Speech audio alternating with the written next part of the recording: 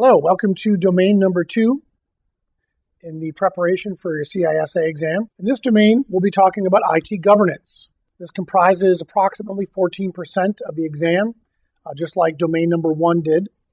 So very similar in the amount of content here. And what do we mean when we talk about governance?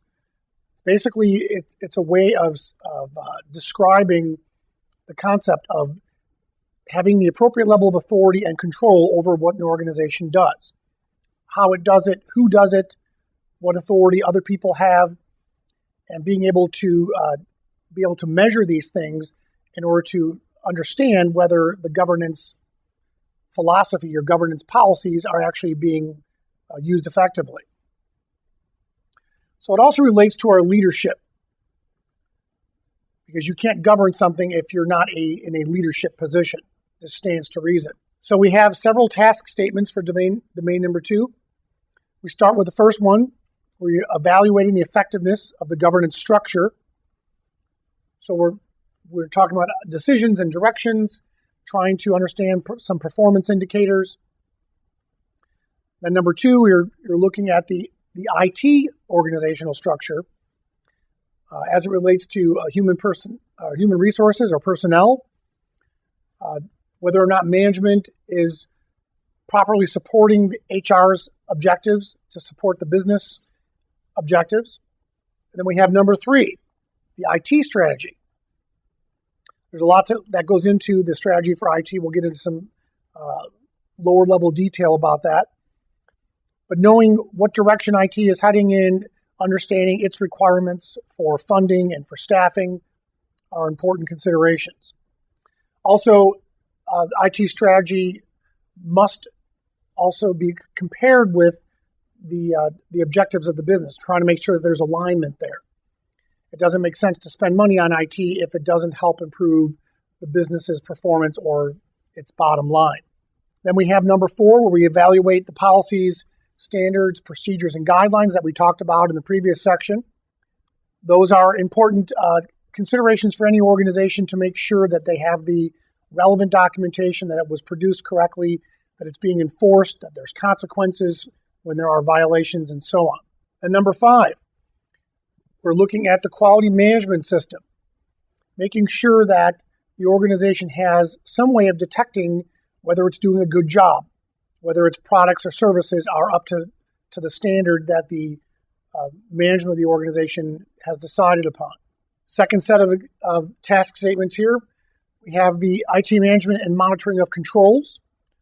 That's a huge topic all unto itself. If we don't have effective controls, security controls within our environment, then there are inevitably going to be problems with information leakage, hacking incidents, and so on. And we also can't overlook the need to monitor those controls to know that they're working effectively, and trying to understand whether a control is doing its job correctly or if it's failing, and therefore we have some work to do. Moving on to number 7, looking at the resources that are invested in IT. It doesn't make sense, as I was just mentioning a minute ago, to spend a lot of money on initiatives, hardware, software, licenses, training, and so on, if it's not going to contribute to the success of the organization. So that needs to be understood at a pretty low level.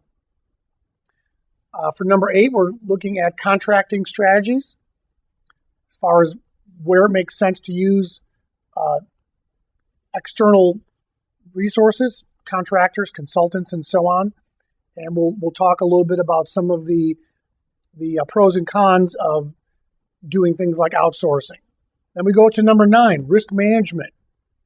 This is something that is an ongoing effort throughout the entire life cycle of an organization, or you could say it's an ongoing effort throughout the life cycle of a particular system. The scale is variable. But the basic idea is that you want to always be measuring your current security posture so that you can understand whether your current level of risk is acceptable or if it's not acceptable. If it's not acceptable, then you have to decide what to do when those situations arise. Then we have number 10, we're evaluating the monitoring and assurance processes within the organization. That kind of leads back to the security controls. Whereas I mentioned in an earlier section, it's difficult to manage something if we can't measure it. So monitoring controls, monitoring the processes regarding things like change control, change management, making changes to your network infrastructure, all these things need to be carefully observed and managed so that you can understand their impact on the organization as a whole. And we have number 11, things like business continuity and disaster recovery plans need to be well understood. How does the business continue to operate if it suffers from some kind of calamity, whether it's an adversarial event or non-adversarial event, such as an earthquake or a blizzard? These are all things that need to have some level of planning understood from the beginning and also verified as a part of a DRP or BCP in order to keep the organization running when problems happen. All right, moving on to our knowledge statements. Got a few of these to talk about. Having some knowledge of the IT governance structure. How does the management interface with your security overlays and your security infrastructure to keep the organization and its assets safe from theft, safe from tampering, resistant to hacking, and so on?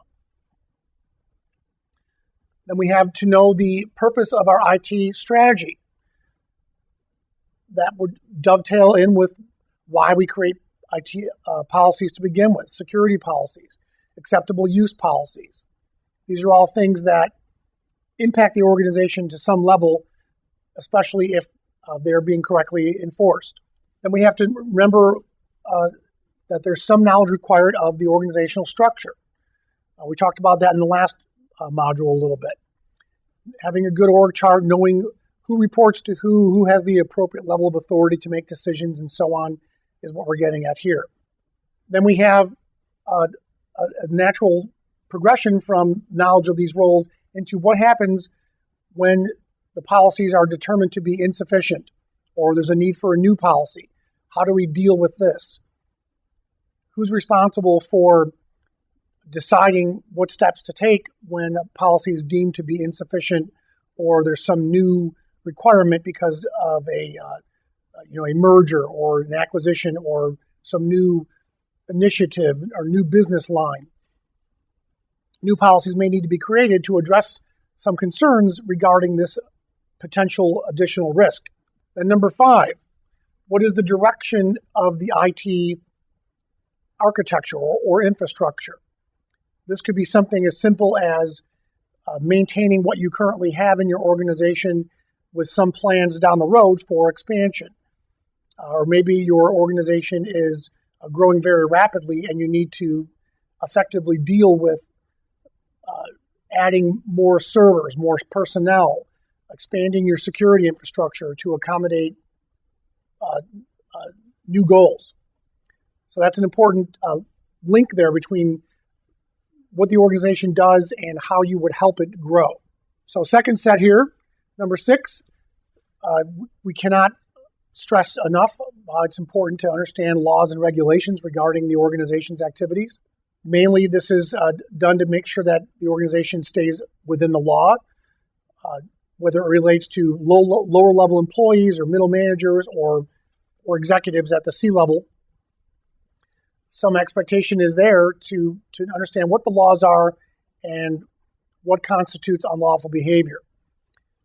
It's always to be avoided by the auditor and everyone else to not break the laws as to provide opportunities for the organization to suffer civil damages or regulatory penalties and so on. So we want to be real careful in these areas. Number 7, knowledge of quality management systems. How do you decide which system to use to determine whether or not the quality of your products and services is up to the level that's required? There's a lot of thought and effort that might go into this. Using maturity models. We'll talk about this, like how do you decide whether your organization is at a beginning stage and when it might mature into a stage where you're measuring your performance and monitoring it all the way up to the point where you're optimizing that. And we'll look at some of those models a little bit later in this chapter. We also have to think about optimizing our processes. This relates back to a maturity model concept as well. Because once you reach the highest level of maturity, now you're optimizing. And we'll talk about why that's important. Number 10, knowledge of our IT resource and investment practices. So that sort of relates back to some of the task statements that we talked about for domain number 2.